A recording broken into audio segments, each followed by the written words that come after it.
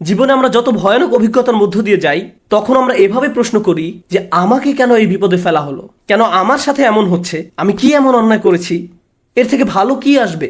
আপনাদেরকে বলছি, ওই অভিজ্ঞতাগুলোর প্রত্যেকটাই কোনো না কোনো সহজতা, স্বস্তি বা ভালো সাথে করে নিয়ে আসে, যা আমরা দেখতে পাই না। কিন্তু আল্লাহ বলছেন ওই স্বস্তি সাথেই আছে, তোমাকে এর জন্য অপেক্ষা করতে হবে না।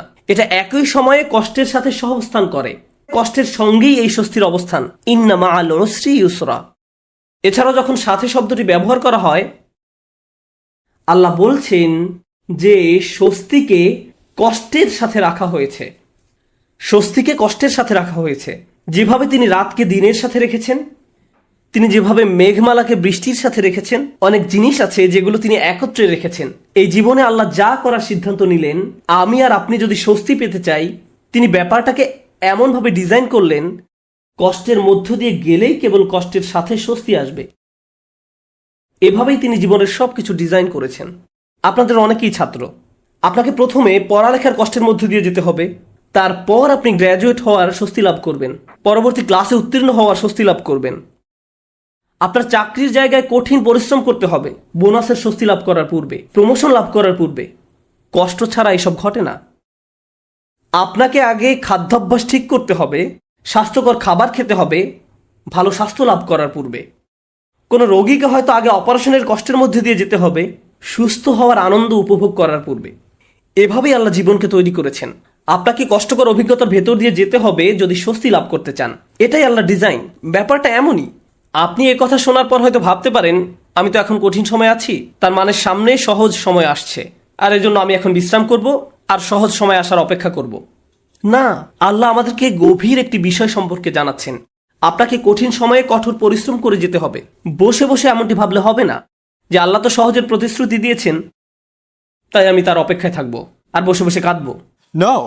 এই জন্য তিনি পরের আয়াতে আমাদের রাসূল সাল্লাল্লাহু আলাইহি সাল্লামকে বলছেন, ফাইদা ফারাগতা ফানসব। শক্তিশালী একটা বাক্য।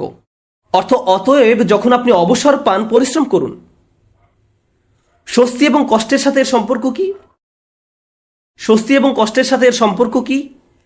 আল্লাহ চান না আমি আর আপনি যেন অলস হয়ে বসে থাকি।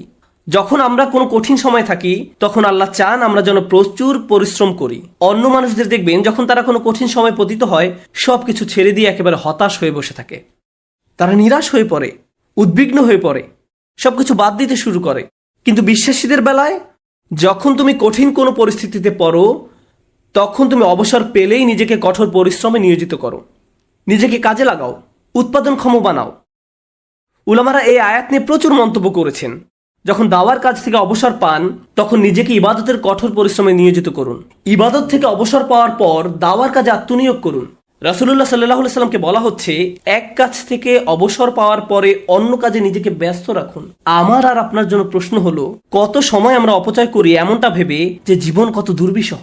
অলস হয়ে বসে থাকি, কিছুই করি না, নিজের মনকে নেতিবাচক চিন্তায় ডুবিয়ে রাখি, সম্পূর্ণ অকার্যকর আর অকর্মণ্য হয়ে বসে থাকি। অথচ আল্লাহ বলছেন, তোমার হাতে অনেক বেশি অবসর সময় আছে আর তুমি এই সময়ে কোনো কাজেই লাগাচ্ছ না। যখন আপনি নিজেকে কোনো পরিশ্রমে নিয়োজিত না করেন, তার মানে আপনি কষ্টকে জেতার সুযোগ দিচ্ছেন। আয়াতটা শুরু হয়েছে ফা অক্ষর দিয়ে, ফা আস-সাবাবিয়া, অর্থাৎ অতএব। তুমি যেহেতু স্বস্তি কামনা করো, তাই তোমার নিজেকে পরিশ্রমে নিয়োজিত করতে হবে। এটা শেখার ফলে তোমার উচিত নিজেকে পরিশ্রমে নিয়োজিত করা। তাই আমার আর আপনার উচিত একটি অর্থপূর্ণ এবং প্রোডাক্টিভ জীবনযাপন করা। মাঝে মাঝে জীবনে অতিরিক্ত চাপের কারণে আমরা ভেঙে পড়ি। আমরা সহজেই একেবারে ভেঙে পড়ি, দুঃখ, হতাশায়, উদ্বেগ বা উৎকণ্ঠায়। এরকম হওয়া দোষের কিছু নয়, কিন্তু আমাদেরকে শিখতে হবে কিভাবে আল্লাহর কিতাবের মাধ্যমে এই কষ্টকর অভিজ্ঞতার সময় মানসিক শক্তি অর্জন করব। রাসূলুল্লাহ সাল্লাল্লাহু আলাইহি সাল্লাম যেসব কাজে নিজেকে ব্যস্ত রাখতেন, তা ছিল দুই রকমের। এটা মনে রাখতে চেষ্টা করুন। দুই ধরনের কাজ আছে যা আপনাকে ব্যস্ত রাখতে পারে। আমি আপনাদের জন্য তৃতীয় আরেকটি যুক্ত করব। রাসূলুল্লাহ সাল্লাল্লাহু আলাইহি সাল্লাম হয় এমন কোনো কাজে নিজেকে ব্যস্ত রাখতেন যাতে আল্লাহকে খুশি করত, অথবা তিনি এমন কোনো কাজে ব্যস্ত থাকতেন যা আল্লাহর কোনো সৃষ্টির উপকার করত। তিনি হয় শুধু আল্লাহর জন্য কিছু করতেন, নামাজ পড়া, জিকির করা, এই কাজগুলো ছিল শুধু আল্লাহর জন্য, অথবা তিনি কাউকে সাহায্য করতেন, তিনি কাউকে পথ দেখাতেন, শিক্ষা দিতেন, এমনকি তিনি মানুষকে জীবিকা উপার্জনের জন্য সাহায্য করতেন। এভাবে তিনি অন্য মানুষদের সব ধরনের সাহায্য করতেন। এখন আপনি নিজেকে প্রশ্ন করুন, এই দুই ধরনের কাজের কোনটি আপনি করছেন? আমি কি এমন কিছু করছি যা আল্লাহকে খুশি করছে, বা আমি কি এমন কিছু করছি যা কারো জীবনে স্বস্তি নিয়ে আসছে? মূলত আল্লাহ অন্য একটি সূরায় রাসূলুল্লাহ সাল্লাল্লাহু আলাইহি সাল্লামকে এই কাজগুলো সম্পর্কে বলেছেন, ফাআম্মাল ইয়াতীমা ফালা তাকহার ওয়া আম্মাস সাইলা ফালা তানহার ওয়া আম্মা বিনি'মাতি রাব্বিকা ফাহাদ্দিস। সুতরাং আপনি এতিমদের প্রতি কঠোর হবেন না, আর ভিক্ষুককে আপনি ধমক দিবেন না। কিন্তু আপনি যখন অতিরিক্ত চিন্তা করতে থাকবেন নিজের সমস্যাগুলো কতটা খারাপ, জীবনটা কেমন দুর্বিষহ, কিভাবে সব কিছু তার গতিপথ হারিয়ে ফেলছে, কোনো কিছুই কোনোদিন ঠিক হবে না, তাহলে নিজের মাঝে আপনি অতিরিক্ত ডুবে আছেন, আপনি নিজেকে নিয়েই পড়ে আছেন। এভাবে নিজেকে নিয়ে পড়ে থাকলে আল্লাহর সাহায্য আসে না, এভাবে আল্লাহর সাহায্য আসে না। আল্লাহ বলেন, ওয়া ইলা রব্বিকা ফারগব, এবং আপনার পালনকর্তার প্রতি মনোনিবেশ করুন। আমি আর আপনি যে সমস্যাগুলোর মাঝে দিন পার করছি, আজ সেগুলোকে অনেক বেশি, অনেক বড় বলে মনে হয়।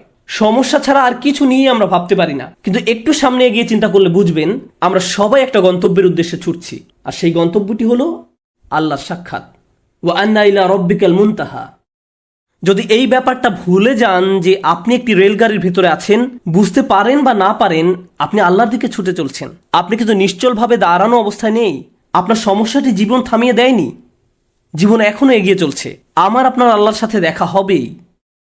আপনি যখন বুঝবেন আমি যাই করি না কেন এই ভ্রমণ থামানোর কোনো উপায় নেই, তখন আপনার পক্ষে নিজের গন্তব্যের প্রতি মনোনিবেশ করা অনেক সহজ হবে। এই মুহূর্তে আমি যে এলাকা অতিক্রম করছি, যে সমস্যাপূর্ণ এলাকা অতিক্রম করছি, একসময় এটা পার হয়ে যাবে, কারণ এটা আমার গন্তব্য নয়। আমার গন্তব্য হলো আল্লাহ আযজা ওয়া জাল্লা। এভাবে নিজের মাথায় একটা চিত্র তৈরি করুন। মনে করুন একটি পথ দিয়ে কোথাও যাচ্ছেন, আর পথিমধ্যে কোনো জায়গায় প্রচন্ড দুর্গন্ধ নাকে এসে লাগলো।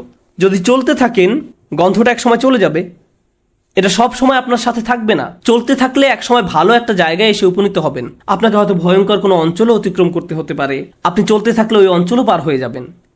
জীবনটা এমনই, আমাদেরকেও এভাবে জীবনের সমস্যাগুলো অতিক্রম করে যেতে হবে। আর আল্লাহ আযজা ওয়া জাল্লা বলছেন, আপনার আমার জীবনের প্রতিটি ভ্রমণেরই একটি উদ্দেশ্য আছে। আমাদের নিজেদের শুধু একটি প্রশ্ন করতে হবে, আমরা কি পরিশ্রম করছি? দিন শেষে আমরা কি করছি? তৃতীয় যে ব্যাপারটি নিয়ে আজ কথা বলবো, আগে আমি বলেছিলাম মহানবী সাল্লাল্লাহু আলাইহি সাল্লাম হয় আল্লাহর সন্তুষ্টির জন্য কিছু করতেন, নতুবা তার সৃষ্টির উপকারার্থে কিছু করতেন। আর আমাদের বেলায় দিনের অধিকাংশ সময় আমরা আত্মসেবায় ব্যয় করি। অবশ্যই আমাদের বিভিন্ন জিনিসের প্রয়োজন রয়েছে, আমাদের খাবারের দরকার, পোশাক পরিচ্ছদ প্রয়োজন, চাকরি বাকরি করতে হবে, কিন্তু অবসর সময় আমি কি করি? আয়াতটি কিন্তু আপনার দিনের 24 ঘন্টা সময় নিয়ে কথা বলছে না, আয়াতটি আপনার ফ্রি সময় নিয়ে কথা বলছে। আচ্ছা ঠিক আছে, আপনার এক্ষেত্রে কিছুই করার নেই, আপনাকে ভোর 5টায় ঘুম থেকে উঠতে হয়, 6টার মধ্যে অফিসে পৌঁছতে হয়, এবং সন্ধ্যা 6টা পর্যন্ত অফিস করতে হয়, 7:30 পর্যন্ত ট্রাফিক জ্যামে আটকা থাকতে হয়। ঠিক আছে, কোনো সমস্যা নেই, আপনার কোনো অবসর নেই। কিন্তু যখন অবসর পান তখন কি করে সময় পার করেন? যখন ফ্রি থাকেন সে সময় কি করেন? আল্লাহ আপনার জীবনে সহজ সময় আনবেন কিনা তা নির্ভর করে আপনার অবসর সময় আপনি কি করেন তার উপরে। অবসর সময়ের কর্মকাণ্ড তা নির্ধারণ করবে। আপনি নিজের প্রতি সৎ থেকে আমাদেরকে প্রশ্ন করতে হবে, অবসর পেলে আমরা কি করি? আর আমাদের ছেলে মেয়েদের কিভাবে অবসর কাটাতে শেখাই?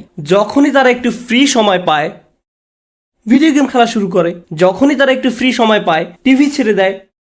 আমরা উপকারী কিছু করছি না, আমরা প্রোডাক্টিভ কিছু করছি না। একটু সময় পেলে আমরা স্বার্থপর বিনোদনে ব্যস্ত হয়ে পড়ি, স্বার্থপর ভোগবিলাসে যুক্ত হয়ে পড়ি। মাথার মধ্যে শুধু এই চিন্তাগুলো ঘুরপাক খেতে থাকে, দুপুরে কি খাবো, রাতে কি খাবো, কোন সিনেমাটা দেখবো, কিছু দেখতে চাও, কিছু খেলতে চাও। দিন রাত সারাক্ষণ শুধু বিনোদন, ভোগবিলাস আর অর্থহীন রঙ্গরসে ডুবে থাকা। আমাদের জীবন এমনই হয়ে গিয়েছে। কিভাবে এটা ফানসাব? এটা ফানসাব নয়, আল্লাহর এই নির্দেশে ফাইজা ফারাগতা ফানসাব। কোন ব্যক্তি যদি এভাবে আমোদ প্রমোদের মাঝে নিজেকে হারিয়ে ফেলে তখন কি হবে জানেন? এগুলো তার জীবনকে আরো কঠিন করে তুলবে। আমি বলছি না আপনি কোনো কিছু খেলতে পারবেন না বা কোনো ধরনের বিনোদন করতে পারবেন না। আমি জানি এটা গ্রীষ্মের সময়, স্কুল ছুটির কারণে বাচ্চারা এখন খেলাধুলা করতে চায়, এটা ঠিক আছে, কিন্তু তাদেরকে একই সাথে শেখাতে হবে কিভাবে সময়ের উত্তম ব্যবহার করতে হয়। তারা এটা শিখতে পারবে না যদি তারা আপনার কাছ থেকে না শেখে। আমরা যদি অবসর সময় পেলেই অপচয় করা শুরু করি, অর্থহীন কাজে নষ্ট করে ফেলি, উপকারী কোনো কাজে সময় ব্যয় না করি, তাহলে তারাও এই অভ্যাস আমাদের কাছ থেকে আয়ত্ত করবে। আমরা দৃষ্টান্ত রেখে যাচ্ছি, আমরা আমাদের আচার আচরণকে তাদের জন্য অনুকরণীয় হিসেবে উপস্থাপন করছি। আমরা এই আয়াত অনুযায়ী জীবনযাপন করলে তারা প্রশ্ন করবে, কেন তুমি সারাক্ষণ ব্যস্ত থাকো? কেন আমরা সব সময় কাউকে না কাউকে সাহায্য করি? আমরা এতবার মসজিদে কেন যাই? আমরা সারাক্ষণ এটা ওটা শিখছি কেন? আমাদের অবসর কোথায়? ফাইদা ফারাগতা ফানসব, অর্থাৎ অতএব যখন অবসর পান পরিশ্রম করুন।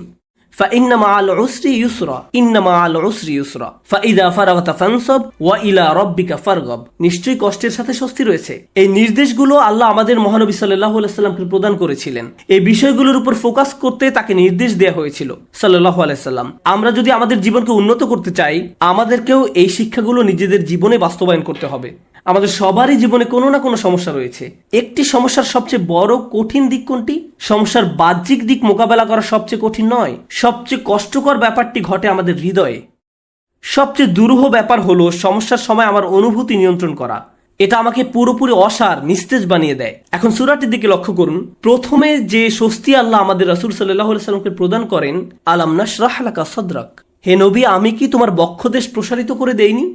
আমি তোমাকে প্রশান্তি দান করেছি। এখন মানুষ যখন শুনতে পায় আল্লাহ সুবহানাহু ওয়া তাআলা মহানবী সাল্লাল্লাহু আলাইহি সাল্লামকে মানসিক প্রশান্তি দান করেছেন, একজন মানুষের জন্য সম্ভাব্য সবচেয়ে যাতনাদায়ক সময়েও তিনি মানসিক দিক থেকে প্রশান্তিতে ছিলেন। ফাইদা ফারাগতা ফানসব ওয়া ইলা রাব্বিকা ফারগব, অতএব যখন অবসর পান পরিশ্রম করুন এবং আপনার পালনকর্তার প্রতি মনোনিবেশ করুন।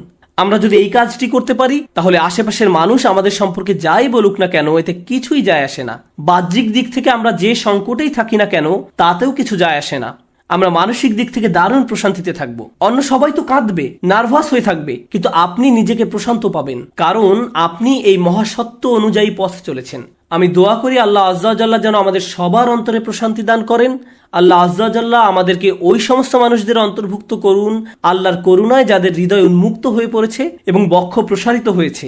আমি দোয়া করি আল্লাহ আমাদের দৃঢ় মনোবলওয়ালা মানুষদের অন্তর্ভুক্ত করুন, যেন আমরা আমাদের সময়ের সর্বোত্তম ব্যবহার করতে পারি এবং এর ফলে আল্লাহ আজ্জা ওয়া জাল্লা আমাদের জীবনের কষ্টের চেয়েও বহুগুণ বড় স্বস্তি নিয়ে আসেন।